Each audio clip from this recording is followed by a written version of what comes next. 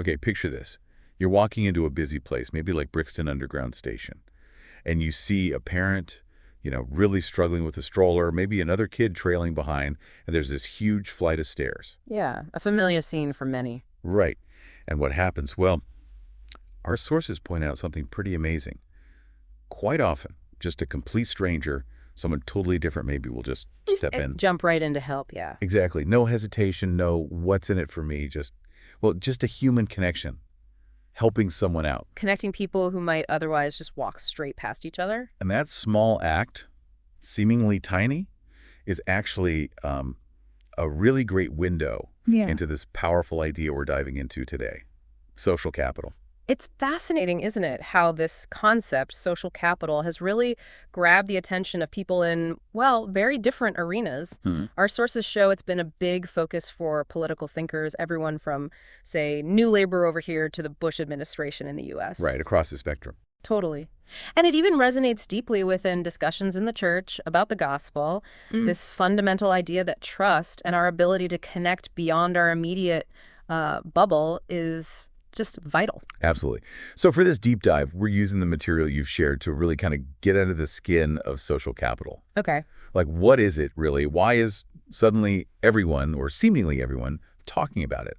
And, what different shapes does it take in our daily lives and our communities? So this is basically your shortcut to understanding a concept that actually has a pretty significant impact on how we all live together. Exactly. Consider this your fast track.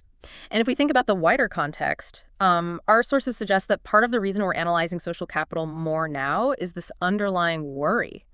A sense that maybe we're losing some of that just everyday awareness, that attentiveness to what others around us might need. Like that person on the stairs. Yeah. Maybe we're noticing it less or acting less. Possibly. And it's not just, a vague feeling of things aren't what they used to be. Our sources are pretty clear that this perceived decline, these fewer small acts of consideration, they actually have measurable costs. Real costs. How so? Well, as the connections, the bonds within society seem to fray a bit, it creates problems, it costs us something. Which links into that point from Francis Fukuyama, doesn't it? In The Great Disruption. Right. He made this really interesting observation that, okay, individualism, focusing on the I, can be fantastic for driving innovation, for progress in many ways. Sure, makes sense. But if it goes too far, if it becomes excessive individualism, it can start to wear away at the social norms, those unwritten rules about how we ought to treat each other. The things that hold communities together. Precisely. It's like finding a balance, and the concern is maybe we're tipping too far towards the me and forgetting some of the we. So what are the actual, tangible consequences if that happens? Well, let's go back to that underground example our sources use. If people stop doing those spontaneous acts of help, like helping with the stroller. Yeah, then suddenly you might need more official solutions. Maybe redesigning the station, more staff on duty. Which all costs money. Exactly. And that could eventually mean higher ticket prices, or maybe parents with young kids just find it harder to get around. It really shows that these social ties, they aren't just nice to haves. They're not just warm and fuzzy. No. They have real economic weight, both for us as individuals and for society as a whole. It's even mentioned, apparently, that the UK's chancellor is, or was, reportedly quite interested in policies that could actively boost social capital. Okay, so it's definitely on the radar at high levels. Let's drill down then. What's the actual engine of social capital? What makes it work? Trust. Our sources come back to this again and again. It seems absolutely fundamental. Trust, okay? I mean, think about it. Every single day, we're making these rapid, often subconscious judgments about who we can rely on, who seems trustworthy. Yeah, you do it without even thinking sometimes. And those little interactions, they build up. They shape our reputation, and that reputation, in turn, influences how other people are going to interact with us. Right, and if that trust breaks down, well, it can really throw a spanner in the works, can't it? Whether it's a personal friendship or, a business deal or even relationships between different community groups, lack of trust is disruptive. But when trust is high... then it's like a lubricant for social life. Everything just works more smoothly, more efficiently. Imagine the sheer hassle, the inefficiency, if you had to constantly second-guess every single interaction, every transaction, because you couldn't trust the other person. Life would grind to a halt pretty quickly. It really would. So trust makes society function better. So how do we build these trusting relationships? Our sources talk about reciprocity. Exactly, reciprocity. Yeah. And they break it down into two main forms. First, there's specific reciprocity. Some specific. Okay, what's that? That's the classic, I'll do this for you if you do that for me. It's a direct exchange. Like a deal. Pretty much. The sources use the example of that British Heart Foundation poster campaign, the one asking, would you know what to do if someone collapsed? I remember those. And then the follow-up was, would the person next to you know what to do? It's appealing to that mutual self-interest. You learn CPR because you might need someone else to know it for you one day. Got it. So it's quid pro quo. Very clear, very transactional, foundational for trade and markets, I suppose. Absolutely. But then there's the second type, which is maybe a bit more subtle but incredibly important. It's called generalized reciprocity. Generalized. Okay, how's that different? This is more like, I'll do this for you, full stop, without any immediate expectation of getting something back in return. So like the Brixton Underground example again. Exactly. Those people helping with the stroller, they weren't thinking, right, now this person owes me one. No, they were just helping. Yeah. It was an act of kindness, maybe a small inconvenience for them, but done simply to make things easier for someone else. No strings attached in that moment. And our sources seem to suggest that this generalized reciprocity, is where the real heart of social capital lies. That's a good way to put it. It seems vital for our collective well-being. It fosters that sense of connection, of shared responsibility, that feeling that we're sort of in this together. Starting right there on the train platform or in our street. And social capital ultimately is built from a mix of both of these, the specific transactional acts and these more generalized, open-ended acts of giving and receiving. But it's not always straightforward, is it? This giving and receiving, this trust. It doesn't always extend to everyone equally. No, absolutely not. And that's a really crucial distinction the sources make. It leads us to the difference between bonding social capital and bridging social capital. Okay, bonding versus bridging. Let's start with bonding. Right. Bonding social capital is about those really strong ties within a particular group. Think about your family, your closest friends, maybe people you share a very strong common identity with, like, say, members of the same church congregation or a close-knit club. Your inner circle. Exactly. Robert Putnam, a key researcher in this area, famously called it social glue. It's the stuff that holds a specific group together, creating solidarity and support within that group, sometimes called exclusive social capital. Okay, that makes sense. It's like your support network, the people you know you can rely on when things get tough. Definitely. And sociologically, our sources stress how valuable this is for just getting by. Yeah. It provides crucial emotional, practical, maybe even financial support within that bonded group. I sense a but coming. Is there a downside? While there can be, the potential issue is that if you focus only on bonding within your group, it can sometimes narrow your perspective. Like creating an us versus them mentality. It can sometimes lead that way, yeah. It might make it harder to understand or trust people outside the group, and that strong in-group loyalty, while providing security, doesn't necessarily push you to, venture out and build connections with strangers or people who are different. So it's good for the group, maybe not always so good for wider society. That's the potential tension. Putnam actually warned against having a too rosy, sentimental view of these tight-knit communities. He used the pretty stark example of Timothy McVeigh. The Oklahoma City bomber. Yes. To illustrate how extremely strong bonding capital, when it's detached from or even hostile towards the broader society, can have devastatingly negative consequences for everyone else. Wow. That's a powerful point. And our sources even mention, chillingly perhaps, the potential relevance to understanding the internal dynamics of groups like Al-Qaeda, that intense internal loyalty, but directed destructively outwards. Okay, so social capital isn't automatically a good thing. Its effect really depends on who it includes and who it excludes. Precisely. But let's not forget the huge positives of bonding capital either. Our sources are full of examples of how these tight networks provide essential support in everyday life. Like needing someone to watch the kids last minute or help you move house. Yeah, or just getting advice when you're stuck on something. And these examples, even if they sound a bit, suburban, they illustrate real, practical benefits. And it's crucial to remember, this isn't just a middle-class thing.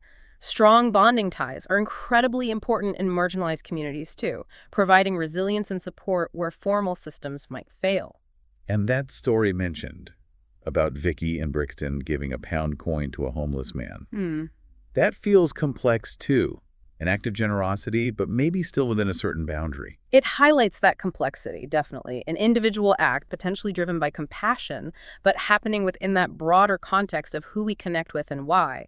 It shows social capital can be used for good, but also that its expression is nuanced. Okay, so that's bonding capital. What about the other type? Bridging. Right. Bridging social capital is essentially the opposite, or maybe the complement. It's about building connections between different social groups. So reaching out beyond your usual circle. Exactly. Forging relationships, building trust with people who are different from you, different backgrounds, beliefs, experiences. Putnam called this inclusive social capital. Then why is that important? Well, the idea is that engaging with difference broadens our identities, challenges our assumptions, and helps weave a stronger, more interconnected society overall. It helps us see beyond just us and them. But you mentioned earlier this seems to be declining. Yeah, that's a key concern highlighted in our sources. Compared to the strong bonds within groups, this bridging capital, making connections across groups, seems to be less common and potentially diminishing, which, if true, has big implications. Definitely. So how does this play out on the ground, like in specific neighborhoods or towns? Well, our sources emphasize that levels of social capital aren't the same everywhere. They vary geographically. Makes sense. Some places feel more connected than others. Right. And the work of William Julius Wilson, particularly looking at poorer urban communities, is really insightful here. He showed how a loss of social capital can be a major factor contributing to negative cycles. What kind of cycles? It's often described as a kind of chain reaction. Maybe there are demographic shifts in an area, maybe an increase in visible antisocial behavior, No. which can lead some established residents who perhaps held a lot of the existing social connections to move away if they can. Right, the so-called flight. Yeah, and then maybe newcomers arrive, but they don't have those ready-made networks. Trust can decrease overall, the neighborhood's reputation might suffer, and crucially, the radius of who people trust tends to shrink. So people only trust their immediate neighbors, or maybe not even them. It can get like that. And sadly, this sometimes results in newcomers being unfairly blamed or scapegoated for problems, which just erodes that neighborly feeling even further. Sounds like a real downward spiral, a vicious cycle. It can be. And it's clear from our sources that policymakers are aware of this and trying to figure out how to intervene. Like that neighborhood renewal initiative in the UK you mentioned. Exactly. That was specifically aimed at the most deprived local areas in England. And interestingly, the thinking behind it showed a shift. A shift from what to what? Well, initially, a lot of focus was on how, say, welfare dependency might undermine people's willingness to work.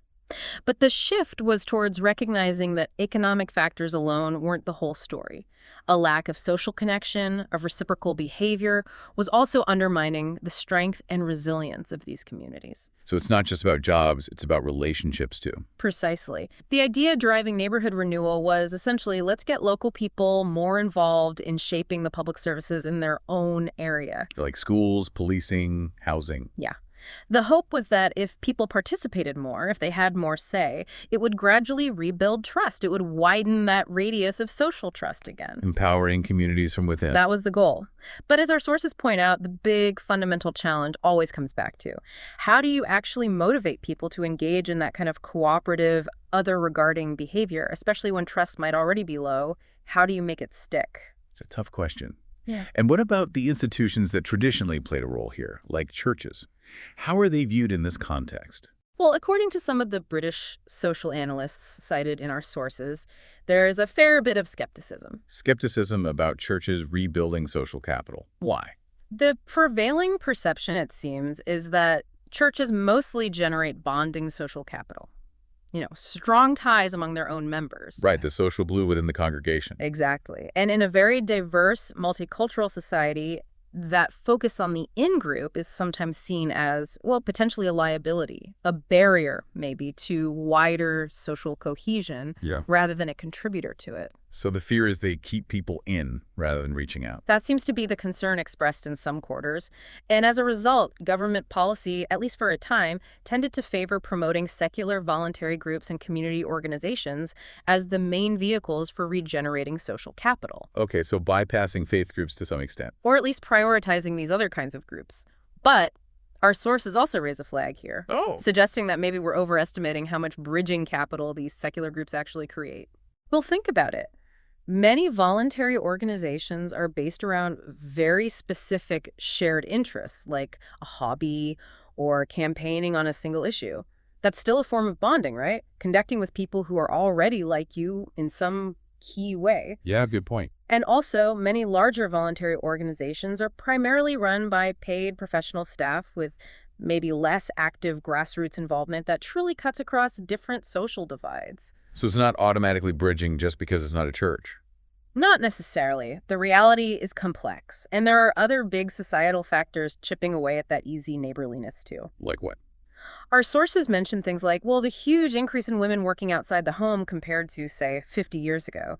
That changes the dynamics of who's around during the day, who's keeping an eye on the street. Traditional social patterns shifting. Right. And also maybe the broader culture and market economies that often celebrates the individual, the self-starter, the person focused on their own goals, which perhaps doesn't always naturally prioritize those acts of generalized reciprocity, of just doing things for the community good. Lots of interconnected factors. Yeah. So given all this complexity, what is the typical government approach then, according to the sources? Well, it often seems to involve trying to tweak how public services are delivered, encouraging local people to get involved in committees, consultations, partnerships. Even when trust is low and there are power imbalances. Yes. And this often translates into initiatives labeled capacity building. Capacity building, like what, training sessions? Things like that, yeah. Right. Maybe organizing visits for residents to see how things are done in other communities, running training courses on how to sit on a management committee, producing local newsletters. How does it work? The perception reported in our sources, particularly from people living in deprived areas, is that these efforts often feel, well, a bit feeble, superficial maybe. Like tinkering around the edges. Something like that. And sometimes there's a feeling that these initiatives end up mainly benefiting the people who already have some influence or know how to work the system, the men in suits, as one source puts it. Which doesn't really build trust from the ground up. No. Which leads our sources to make a rather pointed suggestion. Which is? That maybe, just maybe, those who are genuinely serious about regenerating social capital, especially the bridging kind, might do well to look again, perhaps more closely, at the quiet, often unseen work being done by local churches and individual Christians on the ground. Bringing us back to the potential role of faith communities, despite the skepticism. Exactly, and this is where our sources get really interesting, exploring how churches can be, and often are, significant generators of precisely that scarce resource, bridging social capital. How so? Isn't the argument that they focus inwards? Well, take the traditional British concept of the parish. Historically, and often still conceptually, a parish isn't just the church building or the congregation. It's the geographical area. Right. Everyone living within those boundaries. Yes. And inherent in that idea is a commitment, at least in principle, to the well-being of everyone in that area, whether they attend the church or not. That's fundamentally an outward-looking, bridging concept. That's a different way of looking at it. Not just the congregation, but the whole community. Now, obviously, the church's historical role was different, sometimes tied up with social control, and maybe there's a temptation now to see the parish structure as just, an outdated relic. Sure. But our sources argue, given how much we now recognize the value of bridging social capital and how scarce it seems to be, perhaps it's time to reevaluate the potential of that structure. Interesting. Do we have examples of this in action? Oh, yes. The case study of the Isle of Dogs in London is incredibly powerful, according to our sources. The Isle of Dogs. What happened there? Well, this was an area quite diverse, with a significant Bangladeshi population alongside the longer-standing white working-class community. And at one point, partly reflecting social tensions, a counselor from the far-right BNP was elected. Okay, a sign of deep division. Definitely. Now, what's fascinating is the geography. The electoral ward boundaries closely match the boundaries of the local Anglican parishes. The parish structure again. Yes. And because the local churches already had an established presence, and crucially, a long-standing ecumenical prayer meeting where leaders from different denominations met regularly, they were able to mobilize a response relatively quickly. They already had lines of communication open. They did. Now, it wasn't perfect. Our sources are clear that some church members themselves actually supported the BNP, and maybe contact between some churchgoers and the Bangladeshi community was limited. So it wasn't a completely unified front. No, but the churches, institutionally, arguably had a deeper, more embedded knowledge of the whole community than many outside agencies. And critically, the parish clergy team had made a consistent commitment over time to basic pastoral care, visiting people when they were sick, welcoming newcomers, Regardless of their background. including families from the Bangladeshi community. So a foundation of sorts had been laid, even if small. So what did they actually do in response to the BNP election? They did some really creative, practical things focused on building bridges. They organized a big party in the church hall, specifically inviting both communities. Bringing people together physically? Yes, and encouraging everyone to bring food to share, making it very family-focused. They had simple activities designed to get people talking who wouldn't normally mix. Like what? One simple but effective thing was putting up a giant map of the Isle of Dogs and getting people to find where they live and then maybe see who lived nearby, just sparking those initial connections. Breaking the ice? Yeah. Another was a simple origami activity where everyone learned to make a paper flower. Sounds trivial, maybe, Mm-hmm. but those colorful paper flowers became a kind of shared visible symbol. People started putting them in their windows, signifying belonging to a wider, more inclusive Isle of Dogs community, cutting across the previous divides. Wow, that's literally creating a symbol of bridging capital. It really is. And then, leading up to the next local elections, they used rainbow ribbons as another positive, visible statement of inclusion. And practically, church members, alongside a local neighborhood project, organized walking escorts and transport for anyone who felt intimidated about going to vote. Actively countering fear and division. Exactly. And the result? In the subsequent election, the BNP candidate was rejected. So the church's efforts made a real difference. Our sources certainly present it that way, arguing it demonstrates the real capacity of churches, when they intentionally focus outwards, to widen that radius of trust and counter division. What were the key ingredients for that success, do you think? The analysis points to several things.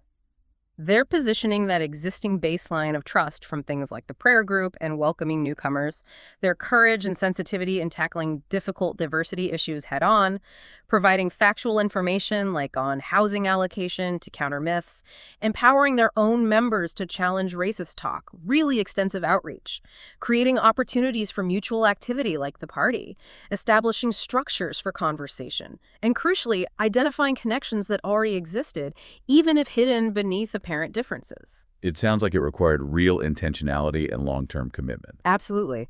It highlights that unique potential that comes from churches often just being there, embedded in communities over the long haul, in a way that many other organizations aren't. And you mentioned this isn't just a UK phenomenon, there's US research too. Yes. Our sources cite U.S. studies suggesting, for example, that regular church involvement is actually a surprisingly strong predictor of someone finding employment. Really? Largely because of the networks. Churches provide access to diverse social networks, information about job openings, potential mentors, essentially bridging social capital that can have tangible economic benefits. That's fascinating. There's also U.S. evidence mentioned about local churches being effective forces in pushing back against, say, aggressive drug cultures that can blight neighborhoods. Taking an active role in reclaiming public space. Mm-hmm. And you have community development experts, like Van Johnson mentioned in the sources, who see churches, especially in the Black community in the U.S., as just indispensable. Indispensable how? He talks about the unique resources they bring, the energy and enthusiasm of members, existing political clout, even economic pull through collective action. So much so that the U.S. government has, at times, deliberately channeled funding through faith-based organizations for community transformation efforts.